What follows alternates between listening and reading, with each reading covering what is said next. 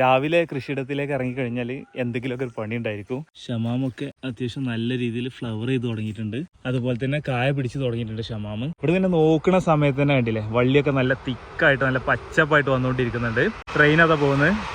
തണ്ണിമത്തനൊക്കെ ചില സ്ഥലങ്ങളിലൊക്കെ നമ്മൾ കാണുന്നുണ്ട്, കായ പിടിച്ച് വരുന്നത് കാണുന്നുണ്ട്. ഇതിൻ്റെ ഇടയിൽ ഇങ്ങനെ നോക്കണം നടന്നിട്ട് വലുത് ഏതെങ്കിലും ഉണ്ടോയെന്ന്. ചിലപ്പോൾ നമ്മൾ നേരത്തെ കണ്ടതിനൊക്കെ വലുത് ഇലകൾക്ക് ഇടയിലൊക്കെ കിടക്കുന്നുണ്ടായിരിക്കും. ഇനി ഈ കാണുന്ന ഏരിയ കൂടെ നടക്കുന്ന സമയത്ത് നമ്മൾ പ്രത്യേകം ശ്രദ്ധിക്കണം. കാരണം വള്ളി ഇങ്ങനെ ഇറങ്ങിക്കൊണ്ടിരിക്കുകയാണ് ഏരിയമെന്ന്. മാഷാ അല്ലാഹ്, അൽഹംദുലില്ലാഹ്. കണ്ടില്ലേ, തണ്ണിമത്തനിതാ സൈസ് കയറിക്കൊണ്ടിരിക്കുന്നുണ്ട്. ഇവിടൊക്കെ വള്ളിയായി ഫ്ലവർ ചെയ്ത് കായ പിടിച്ചുകൊണ്ടിരിക്കുകയാണ്. എന്നാൽ ഇപ്പുറത്ത് ഈ കാണുന്ന സെക്ഷനിലൊക്കെ വള്ളി ആയിക്കൊണ്ടിരിക്കുന്ന ഒരു സെക്ഷൻ ഇവിടെ ഉണ്ട്. ഇതിലിടക്ക് വന്നിട്ടുള്ള ഈ ഗ്യാപ്പുകൾ ഉണ്ടല്ലോ, ഇങ്ങനെയുള്ള ഗ്യാപ്പുകളിലാണ് നമ്മൾ ചീരയുടെ വിത്തൊക്കെ ഇട്ട് കൊടുത്തിട്ടുണ്ടായിരുന്നത്. മുളച്ചു വരുന്നുണ്ടെന്ന് തോന്നുന്നു. ഇവിടെ ഒരു റെഡ് കളർ കാണുന്നുണ്ട്. ചീര ഇവിടെ മുളച്ചു വരുന്നുണ്ട്. ചീര നമുക്ക് ഇവിടെ കാണാൻ പറ്റും. നമ്മൾ തവനൂർ KVKന്ന് കൊണ്ടുവന്നുള്ള കക്കരിക്ക ആയിരുന്നത്. ഇത് ഒരൊറ്റ ഒന്നിൽ 2 ഉണ്ടായിരുന്നുണ്ട്. അത് അങ്ങനെ വെച്ച് തരുന്നതാണ് 2 പ്ലാന്റ്.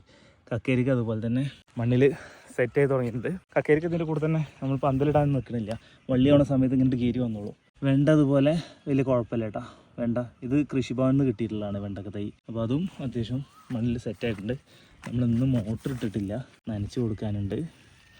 കളയാണ് ഒരു വലിയ വില്ലനായത് നമ്മുടെ ഈ യാത്രയിൽ. കൊമേഴ്ഷ്യലായിട്ട് ആദ്യമായിട്ടാണ് നമ്മൾ ഇത്ര ഏരിയയിൽ തണ്ണിമത്തൻ കൃഷിയൊക്കെ ചെയ്യുന്നത്. അപ്പോൾ തുടക്കത്തിൽ നമ്മൾ കുറച്ച് പാളിച്ചകൾ പറ്റി. അതുകൊണ്ടാണ് പിന്നീട് സീഡുകൾ പല രീതിയിലൊക്കെ വന്നത്. വെണ്ടക്ക, കക്കരിക്ക ഒന്നും നമ്മളെ ലിസ്റ്റിലില്ലാത്തിരുന്നു, ചീരൊക്കെ. പക്ഷെ അതൊക്കെ ഇപ്പോൾ കയറി വന്നു. പക്ഷെ നമുക്ക് സ്റ്റാർട്ടിങ് അതുകൊണ്ട് പരീക്ഷണാടിസ്ഥാനത്തിൽ എത്രത്തോളം ഉണ്ടെന്നുള്ളത് നോക്കാനും പറ്റും. കാരണം വെറുതെ നമുക്ക് ഓരോ ഗ്യാപ്പുകൾ ഒഴിച്ചിട്ടുണ്ടല്ലോ. ബാക്കി കാഴ്ചകൾ നാളെ.